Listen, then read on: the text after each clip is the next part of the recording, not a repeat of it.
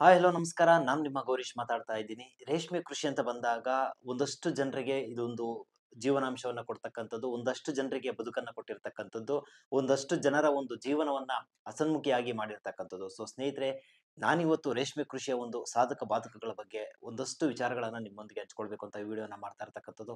ವಿಡಿಯೋನ ಎಲ್ಲೂ ಸ್ಕಿಪ್ ಮಾಡದೆ ಕೊನೆ ತನಕ ನೋಡಿ, ಯಾಕಂದ್ರೆ ಅರ್ಧಂಬರ್ಧ ವಿಡಿಯೋ ನೋಡಿದ್ರೆ ನಿಮ್ಗೆ ಏನು ಅರ್ಥ ಆಗಲ್ಲ. ಸೊ ಸ್ನೇಹಿತರೆ, ಇದೊಂದು ರೇಷ್ಮೆ ಕೃಷಿ ಅನ್ನೋದು ಕೇವಲ ಒಂದು ತಿಂಗಳು ಅಂತ ಇಲ್ಲ, ಕೇವಲ 24 ದಿನಗಳಲ್ಲಿ ಕಂಪ್ಲೀಟ್ ಆಗ್ತಕ್ಕಂಥ ಒಂದು ಬೆಳೆ.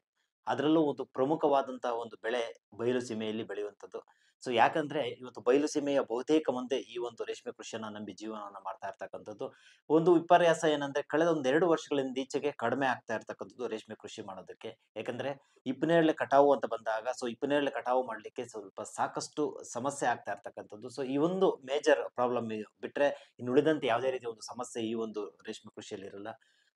ಇನ್ನು ಈ ಒಂದು ರೇಷ್ಮೆ ಕೃಷಿಯಲ್ಲಿ ಒಂದು ಸಾಧಕ ಬಾಧಕಗಳನ್ನ ನಾವು ನೋಡೋದಾದ್ರೆ, ಪ್ರಮುಖವಾಗಿ ಒಂದು 100 ಮೊಟ್ಟೆ ಒಂದು ರೇಷ್ಮೆ ಹುಳು ಅಂತ ಬಂದಾಗ ಕೇವಲ ಒಂದ್ ಇಬ್ರು ಅಥವಾ ಮೂವರಿದ್ರೆ ಈ ಒಂದು ರೇಷ್ಮೆ ಕೃಷಿಯನ್ನ ಮೇಂಟೈನ್ ಮಾಡಬಹುದು.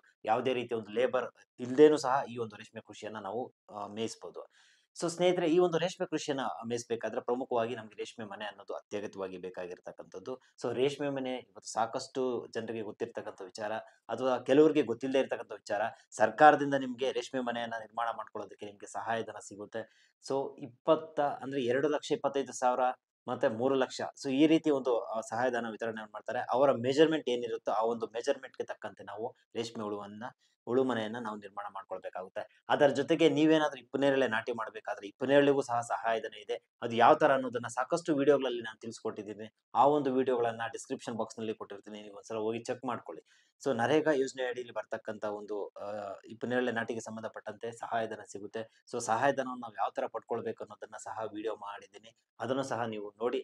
ನಿಮ್ಗೆ ಹೆಚ್ಚಿನ ಒಂದು ಮಾಹಿತಿ ಬೇಕಾದ್ರೆ ಕಮೆಂಟ್ ಸೆಕ್ಷನ್ ಅಲ್ಲಿ ಕಮೆಂಟ್ ಮಾಡಿ, ಅಥವಾ ವಾಟ್ಸ್ಆಪ್ ಸಂಖ್ಯೆ ಕೊಟ್ಟಿರ್ತೀನಿ. ವಾಟ್ಸ್ಆಪ್ ಸಂಖ್ಯೆಯಲ್ಲೂ ಸಹ ನಮ್ಮನ್ನ ಕಾಂಟ್ಯಾಕ್ಟ್ ಮಾಡಬಹುದು. ಸೊ ಸ್ನೇಹಿತರೆ, ಒಂದು ಬೇಸಿಕ್ ಅಂತ ಬಂದಾಗ ನಾವು 100 ಮೊಟ್ಟೆ ಒಂದು ರೇಷ್ಮೆ ಹುಳುಗಳನ್ನ ಇಬ್ಬರು, ಕಡಿಮೆ ಅಂದ್ರೂ ಇಬ್ಬರಿದ್ರು ಸಹ ಮೇಂಟೈನ್ ಮಾಡುವಂತ ಒಂದು ಚಾನ್ಸಸ್ ಇರುತ್ತೆ. ಸೊ ಇದು 24 ದಿನಗಳಲ್ಲಿ ಕಂಪ್ಲೀಟ್ ಆಗ್ತಕ್ಕಂಥ ಒಂದು ಬೆಳೆ.